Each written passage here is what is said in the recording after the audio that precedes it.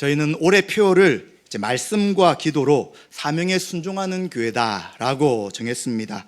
그래서 오늘은 이 표어의 의미를 생각하면서 우리에게 주신 7가지 사명이 무엇이며 또 어떻게 교회가 이 일들을 감당할 것인지를 생각하며 함께 은혜를 나누고자 합니다. 이제 이 말씀의 그 앞에 있는 내용들은 우리가 다 알다시피 예수 그리스도께 승천하신 다음에 이제 함께 모인 지자들이 120여 명이 되었습니다. 그런데 이들은 예수님이 승천하신 다음에 뭘 하고 있었냐면 한 곳에 모여서 기도를 하고 또 하나님의 예수님이 하신 약속을 기다리고 있었습니다. 무슨 약속을 예수님이 하셨냐면 내가 이제 올라가게 되면 또 다른 너희를 돕는 보혜사를 보내주겠다라고 약속하셨습니다. 바로 그분이 성령님이시죠. 성령님이 올 때까지 기다리라고 약속하셨습니다. 그래서 제자들은 예수님이 승천하신 후에 한 곳에 모여서 계속해서 기도하며 오실 성령님을 기다리고 있었습니다. 그런데 이들이 기도만 한 것이 아니라 또 무엇을 했냐면 11명의 제자, 가룟 유다가 스스로 목숨을 끊었기 때문에 한 명이 빠져있는 한 명의 제자 12명을 채우기 위해 한 사람을 세우는 역할을 하게 됩니다. 도대체 왜 11명으로 계속 있어도 상관없는데 또 아니면 13명을 세워도 되는데 굳이 12명에 한 명을 더 채워야 될까라는 생각을 우리가 할 수 있습니다. 그 이유는 구약의 12지파라고 이야기하지 않습니까? 야곱의 후손 12명의 사람들을 통해서 그 후손이 12지파가 세워지게 되었습니다. 그래서 이스라엘 백성들을 대표할 때 12지파를 이야기하기 때문에 예수님의 12제자라는 의미는 12지파를 대신해서 새로운 하나님의 백성들이 바로 예수 그리스도를 믿는 제자들을 중심으로 다시 세워질 것을 이야기해 주는 것입니다. 그래서 11명으로 그대로 있어도 되고 13명도 세울 수 있지만 바로 구약의 12지파를 대신하는 의미가 있기 때문에 한 명을 더 세우게 됩니다. 그래서 이들은 기도하고 성령의 인도하심 가운데 2사람을 뽑고 그 2명 중에 1명 맏대아를 세우게 됩니다. 이 제자를 세울 때 조건이 있었습니다. 바로 예수님이 처음 사역을 시작하실 그때부터 그리고 예수님이 승천하신 그 모든 것을 다 지켜본 사람 중에서 세워야 된다라고 해서 이제 한 사람 맏대아가 1명의 제자로 포함되어 12명의 제자가 세워지게 되는 것이죠. 그리고 이제 시간이 되었을 때 바로 오순절이 되게 되었습니다. 이 오순절에 놀랍게도 약속하신 성령님이 임하시게 되고요. 이제 그곳에 있는 120명 머리 위에 각각 성령께서 임하시고 이제 이들이 방언을 하게 됩니다. 하나님께서 그들에게 사람들이 알아들을 수 없는 말을 하게 되는데 그런데 놀랍게도 이 말을 알아듣는 사람들이 있습니다. 오순절은 유대인의 3제 명절이기 때문에 이제 각 지역에 흩어진 모든 남자들은 다 올라와야 합니다. 곳곳에서 왔던 사람들이 자기 나라 언어로 된 하나님의 놀라운 일을 듣게 되는 것이죠. 그래서 깜짝 놀라서 어떤 사람들은 이 사람들이 낮에 술을 마시고 술 취했냐라고 하는 사람도 있었고요. 그리고 어떤 사람들은 자기 나라의 말로 이런 일들을 들으니까 도대체 이게 무슨 일인가 하고 놀라고 있었습니다. 그때 베드로가 이 일이 왜 일어났는가 하는 것을 설명하는 것이죠. 하나님이 예수님을 이 땅 가운데 주로 보내셨는데 유대인들이 자신들과 그리고 이제 로마의 힘을 입어서 예수를 죽였다는 것을 이야기합니다. 그런데 하나님이 이 죽었던 예수님을 다시 살리심을 통하여 이 예수님이 참된 하나님 나라의 왕인 것을 선언하는 것이죠. 그래서 이제는 이 예수님을 주와 그리스도로 믿을 때 죄 용서받으며 하나님 나라의 참된 백성이 될 것을 선포하게 되었습니다. 그래서 이 하나님 나라의 복음과 베드로의 선포를 들었던 사람 중에 3,000명이 약 3,000명이 이제는 돌이키게 되는 것이죠. 이 말씀을 듣고 마음에 찔림을 받아서 이들은 사도들에게 요청합니다. 형제들아, 우리가 어찌해야 됩니까? 도대체 무엇을 해야 됩니까? 라고 했을 때 회개하고 예수님을 주로 받아들이면 약속하신 성령님을 선물로 받을 것이다 라고 말씀하게 되고 이제 그렇게 되어서 초대교회 예루살렘 교회가 3,000여 명의 사람들이 모여서 신앙생활을 하게 되었습니다. 오늘 읽었던 이 말씀이 바로 이들이 어떻게 신앙생활을 했는가를 말해주고 있는 것입니다. 제가 좀 더 앞구절부터 좀 읽어보게 되면 42절부터 보면 이들은 사도의 가르침을 받습니다. 그리고 서로 교제하고 떡을 뗍니다. 오로지 기도하기를 힘씁니다. 43절에는 이제 이들이 함께 모여 있는데 또 사도들로 말미암아 기사와 표적이 나타납니다. 44절에는 믿는 사람이 다 함께 있어 모든 물건을 서로 통용합니다. 그리고 45절에는 재산과 소유를 팔아서 각 사람의 필요를 따라 나눠주고요. 그리고 오늘 읽은 말씀, 날마다 마음을 같이하며 성전에 모이기를 힘쓰고 집에서 떡을 떼며 기쁨과 순전한 마음으로 음식을 먹고 그리고 하나님을 찬미하며 또 온 백성에게 칭송을 받게 됩니다. 이러니까 어떤 일이 생기냐면 주께서 구원받는 사람을 날마다 더하게 하셨다라고 말씀해 주고 있습니다. 그래서 이 말씀을 가지고 이제 교회가 해야 될 7대 사명을 우리가 한번 생각해 보고자 합니다. 첫 번째는 예배입니다. 예배가 무엇입니까? 창조주 하나님, 구원하신 우리 하나님 앞에 감사하며 영광 돌리는 것이 바로 예배입니다. 그래서 우리는 예배 안에서 참 기쁨과 감사와 감격을 누리는 것이죠. 우리는 예배를 드리면서 하나님 앞에 무엇을 얻기 위해 나오지 않습니다. 이미 우리를 구원하셨기 때문에 그 하나님의 은혜에 감사해서 하나님 앞에 영광 돌리는 것이 바로 예배인 것입니다. 우리는 조금 올해는 일찍 모이게 됩니다. 15분 정도 앞당겨서 찬양하고 하나님 앞에 영광 돌리려고 합니다. 그리고 우리가 달력을 보게 되면 안 믿는 분들은 달력을 어떻게 생각하냐면 월요일부터 시작한다고 생각합니다. 월, 화, 수 언제가 기다려집니까? 이제 주말이 기다려지죠. 이제 불타는 금요일을 기다리면서 이제 금요일만 지나면 금, 토, 주일 쉰다라고 생각합니다. 그런데 실제 달력은 언제부터 시작합니까? 네, 주일, 일요일부터 시작하는 것이죠. 그래서 신자의 일주일은 주일부터 시작하는 것입니다. 그래서 주일 예배 드리고 세상에 나가서 믿음의 삶을 살아가는 삶의 예배를 드리고요.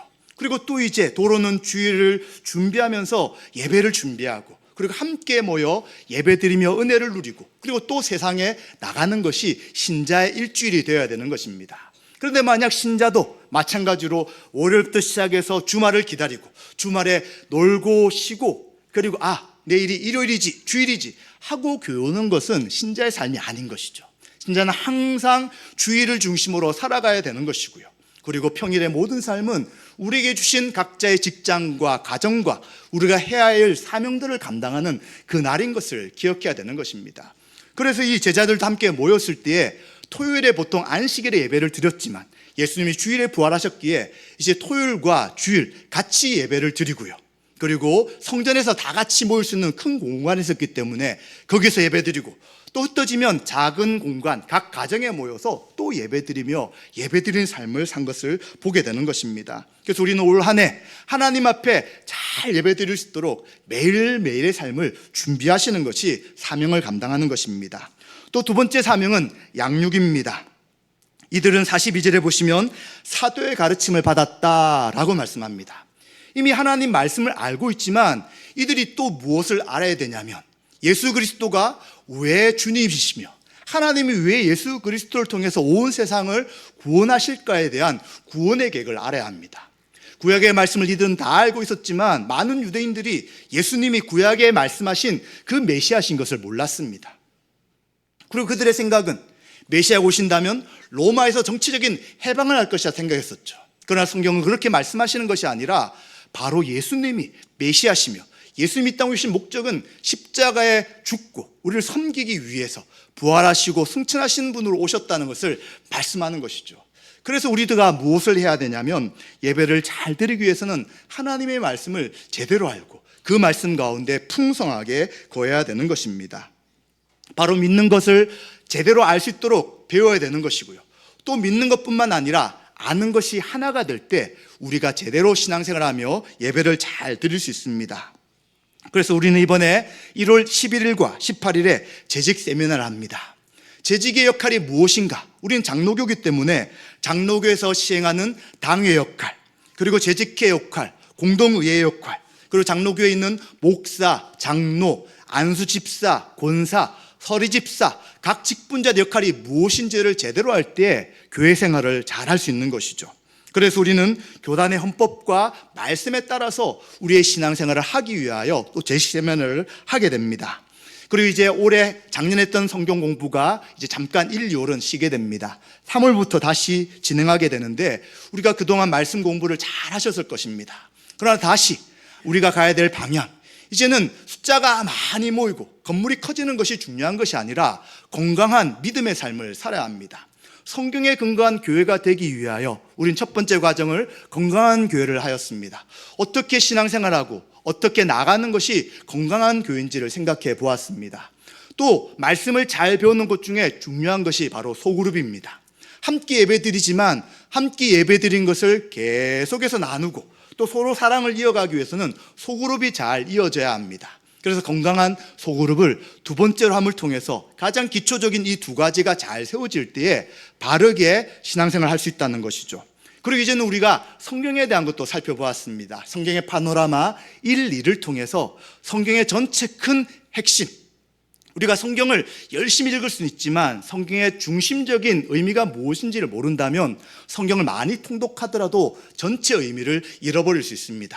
그래서 하나님 나라의 관점으로 성경 전체를 관통할 수 있는 내용, 그리고 또 구속사적인 관점, 하나님의 구원의 관점에서 성경을 전체를 관통할 수 있도록, 그리고 언약이라는 관점에서 성경 전체의 핵심이 무엇인지를 성경의 파노라마 1에서 살펴보았습니다. 이제 성경 파노라마 2에서는 좀 더 성경 전체 의미, 구약이 무엇이며 신약이 무엇이며, 그리고 구약에 있는 여러 나눠진 것이 어떤 의미고 신약에 나눠진 것이 무엇인지를 보면서 성경 전체를 살펴보려고 합니다. 그리고 그 다음 과정으로는 복음에 대한 것을 좀 살피려고 합니다. 사실 우리는 복음을 잘 안다고 생각합니다. 너무 잘 알아서 이 복음은 초신자들, 교회 처음 온 사람들이 아는 것이라고 생각하죠.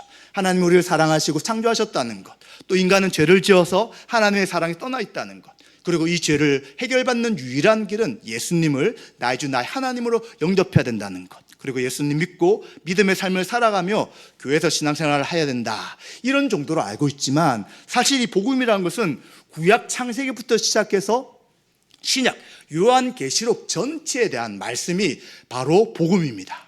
그래서 우리는 조금 알고 있는 것을 많이 안다고 생각하지 마시고요, 성경 창세기부터 계시록까지 전체 안에서 복음이 무엇인지를 제대로 알고 이해해야 합니다. 그래서 복음에 대한 내용을 10주 정도 저희가 배우면서 복음의 큰 틀을 하나님 관점으로 이해하려고 합니다. 그리고 복음의 과정이 끝나면 교회에 대해 배우고자 합니다. 우리의 신앙생활의 가장 핵심은 교회입니다.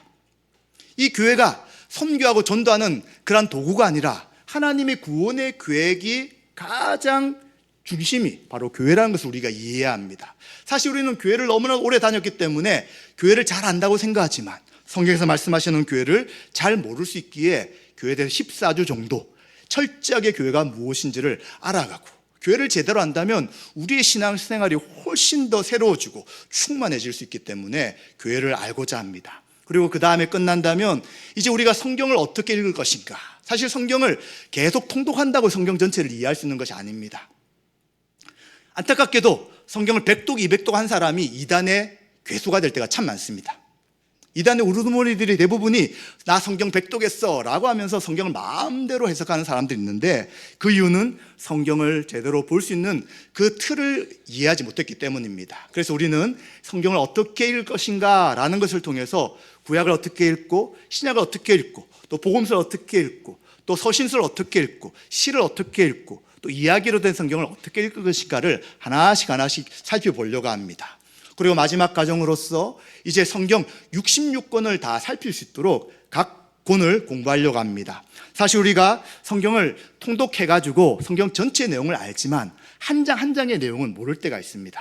그러나 성경 한 장 한 장이 전체로 연결될 때 우리가 성경의 전체 의미를 알음을 통하여 하나님이 누구시며 하나님 우리에게 맡기신 복음의 은혜가 무엇인지를 알며 바른 신앙생활을 해 나갈 수 있습니다. 그래서 우리는 주님 오실 때까지 66권, 우리가 주님 앞에 설 때까지 66권을 한 권씩 한 권씩 공부하겠다라고 생각하신다면 이제 우리가 성경 공부가 끝났다, 이제 더 이상 할 필요 없다라는 생각을 하지 않고 계속해서 말씀을 배워나갈 수 있을 것입니다.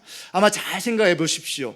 작년의 말씀을 다시 배우시고 믿음의 삶을 살았던 것이 아마 그동안의 신앙생활 가운데 또 새로운 경험들이었을 것입니다. 그래서 우리는 말씀이 많이 알 수 있지만 늘 말씀은 새롭기 때문에 이 말씀 가운데 거해야 되고 또 그것을 위해서 올 한 해 함께 수고했으면 좋겠습니다. 그리고 세 번째 사명은 바로 전도와 선교입니다. 이들도 초대교회 성도들도 하나님을 찬미하며 믿음의 삶을 살아가다 보니 이제는 그들이 특별히 특별히 누구에게 전도하지 않을지라도 사람들이 이 놀라운 일들을 바라보며 주님 앞에 돌아오게 되었습니다. 그리고 또 그곳에 있던 많은 분들은 예수님이 주와 그리스도다라고 하면서 선교와 전도를 열심히 하였습니다. 마찬가지로 우리 교회도 선교와 전도를 하고자 합니다. 우리가 그동안 많은 선교지에 후원하고 기도하였습니다. 그런데 직접적으로 선교지를 방문하지 못했습니다. 그래서 이번에 1기로 단기 선교를 준비하고 있습니다. 기간은 주부에 말씀드린 것처럼 추석 기간입니다. 함께 참여하실 분들은 가족들에게 이번 설에 사정을 좀 말씀드리고 이제 준비하면서 함께 단기 선교를 떠났으면 좋겠습니다. 1월 한 달 동안 모집을 하려고 합니다. 최소는 5명, 그리고 최대는 10명으로 1기는 조금 숫자를 줄여서 다녀오려고 합니다. 그리고 같이 가지 못하시는 분들은 기도해 주시고 또 옷을 준비해 주셔서, 그리고 헌금을 같이 준비해 주셔서 그 선교지를 직접 방문하고 또 선교지의 교회를 돕고, 그리고 실제 그곳에 가서 무엇이 필요한지를 보고 기도하고 돌아오는 시간을 가졌으면 좋겠습니다. 그리고 이 지역에 아직 전도할 영혼들이 참 많이 있습니다. 특별히 어린아이들이 많이 있고요, 또 그 어린아이들을 키우는 부모님들이 계십니다. 그래서 계속해서 교회 주변에 있는 분들에게 복음을 전할 수 있도록 우리가 수고해 나가면 좋겠습니다. 그리고 우리가 살펴볼 4번째 사명은 바로 기도입니다. 우리는 항상 깨어 기도하며 서로를 위해 기도하는 교회가 되어야 합니다. 예배를 위해 또 성도들 위해 기도하는 기도 정병단도 있지만 올 한 해는 골방 기도를 하고자 합니다. 이제 제가 다음 주부터는 주기도부터 시작해서 기도에 대한 말씀을 하고자 합니다. 왜 기도를 해야 되는지, 기도가 왜 중요한지에 대한 설교하고요. 그리고 이제 교회에서 한 달 정도 각자가 시간을 정해서 교회 오셔서 10분에서 30분 정도 개개인이 기도하는 시간을 가지려고 합니다. 그리고 이제 그것이 어느 정도 준비되었으면 각 가정이나 직장에서 자신의 골방을 만들어서 그곳에서 기도할 수 있도록 기도 훈련을 하고자 합니다. 이제 이것들에 대해서 계속 동기부여하고 준비될 때 기도 훈련을 하여 함께 기도하면 사실 어떤 면에서 쉬울 수 있어요. 그러나 각자가 있는 곳에서 혼자 골방에서 기도하는 것은 훈련이 필요합니다. 그래서 우리가 왜 기도하는지, 그리고 골방에서 기도를 스스로 할 수 있도록 준비해서 하나님 앞에 날마다 믿음으로 기도하는 그러한 기도 훈련을 또한 하고자 합니다. 그리고 5번째는 교제입니다. 그리스도의 사랑 안에서 서로를 뜨겁게 사랑하는 교회로 살아가는 것이 바로 하나님께서 우리에게 주신 교회의 사명일 것입니다. 우리는 한 가족 안에 서로를 사랑하듯이 이제 교회가 한 가족이기 때문에 서로 사랑하며 섬겨 나가야 합니다. 그래서 가장 기초적인 것, 가장 먼저 할 수 있는 것이 아마도 생일자를 서로 축하해 주는 것일 것입니다. 좀 더 크게 했으면 좋겠는데, 그런데 우선은 좀 소소하게 이제 매달 첫째 주에 한 달의 기도를 맞으신 분들을 이야기해 드리고, 그리고 첫째 주에 교회에서 준비한 작은 선물, 꽃 한 송이를 좀 드리고요. 그리고 저는 생일자 되는 그날에 카톡을 보내드리겠습니다. 이제 다른 분들도 생일을 알게 되시니까 각 부서에서, 그리고 각 연결되는 분들이 서로 축하해 주시면서 하나님께서 태어나게 하신 그날을 기뻐하며 한 가족으로 살아가면 좋겠습니다. 그리고 또 서로 아는 분들에 대해 기도해 주시고 섬겨 주시고, 이제 우리가 서로 가족이라면 서로를 챙기고 관심을 갖는 것이 너무 중요합니다. 그래서 어떤 교회는 여러 가지 필요에 대해서 교회가 다 알 수 없기 때문에 이제 가까이서 아는 분들이 이제 그분들을 돕고, 또 그리고 함께 섬기도록 그러한 분위기가 만들어지는 것을 보게 됩니다. 그래서 우리는 올 한 해 서로를 사랑하며 한 형제 자매인 것을 기억하며 믿음의 삶을 살아가면 좋겠습니다. 또 6번째는 섬김입니다. 바로 성령을 통해 주신 은사로 섬기며 봉사하는 교회로 살아가야 합니다. 우리는 교회 가운데 우리를 머리신 그리스도를 통하여 우리가 함께 몸으로서 살아가는 지체라고 성경은 이야기합니다. 각자에게 은사를 주시고 서로가 다 연결되어 있기 때문에 우리는 그 받은 은사로 서로를 섬겨 나가야 합니다. 그래서 우리는 한 명이 다 분명한 하나 이상의 은사가 있다는 것을 기억해야 합니다. 여러 사람이, 그리고 한 사람이 2개, 3개를 갖기는 쉽지 않지만, 그러나 한 사람은 한 가지 이상의 은사가 있습니다. 그렇다면 은사를 어떻게 합니까? 옆에 있는 지체를 섬기며 그들을 돌보아 나가는 것이 너무나도 당연한 것입니다. 그래서 우리는 이 일들을 감당하기 위하여 올 한 해 각자가 맡은 봉사할 일들이 있을 것입니다. 이 일들에 대해 최선을 다하며 섬겨주시고요. 혹시 나는 아직 봉사를 할 내용이 없는데 라고 생각하는 분들이 있다면 이제 한번 생각해 보십시오. 지금 많은 분들이 하지 못하는 거나 또 내가 저 부분에 대한 관심이 있어서 그 일들을 하기 원하는 것이 있다면 그 일에 적극적으로 참여해 주시면 그것이 봉사가 될 것입니다. 그리고 마지막 7번째가 바로 구제입니다. 이웃을 사랑하며 성도의 필요를 채우는 것이 바로 교회가 되어야 합니다.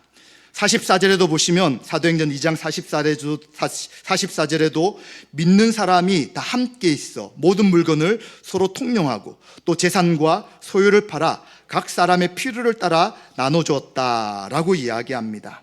믿는 사람들이 내 것이 내 것이라고 생각하지 않았습니다. 이제 한 가족이니까 서로 나누는 것입니다. 그것뿐만 아니라 이제 바나바 같은 사람은 자신의 재산을 그냥 다 팔아가지고 사도들 앞에 주게 되고 이제 사도들이 필요한 사람을 돕게 되는 이런 일도 했었습니다. 마찬가지로 우리도 이웃을 사랑하며 성도를 필요를 채우는 것이 바로 교회입니다.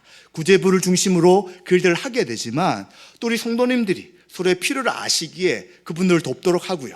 또 만약 이것이 또 교회에 알릴 수 없는 일이라면 어떤 교회 같은 경우는 이제 개인적으로 헌금만 하고 싶지만 직접 주기가 어렵지 않습니까? 그래서 그분을 위해서 목적 헌금을 하게 됩니다. 어떤 분에게 전달해 주십시오. 그리고 누가 줬는지 밝히지 않기를 원합니다 라고 하면 교회가 그것을 받아서 그분에게 또 구제헌금을 전달할 수도 있는 것이죠. 이처럼 우리는 서로가 어렵고 힘든 상황을 볼 때 그냥 외면하고 모른 척하는 것이 아니라 적극적으로 알고 그들을 돕고 섬기는 것이 바로 교회의 사명이 되어야 될 것입니다. 이처럼 우리는 초대교회가 했던 이러한 모습이 바로 우리가 해야 될 7대 사명이라고 생각합니다. 사실 똑같이 할 수는 없을 것입니다. 그러나 우리가 할 수 있는 바 최선을 다하여 살아갈 때 하나님이 기뻐하시며 영광 돌리는 한 해가 될 것입니다. 올 한 해 말씀과 기도로 사명에 순종하는 교회가 되도록 모든 성도님들이 한마음과 한뜻으로 힘써 주시기를 또 하나님께서 은혜를 베풀어 주시기를 주님의 이름으로 축원드립니다.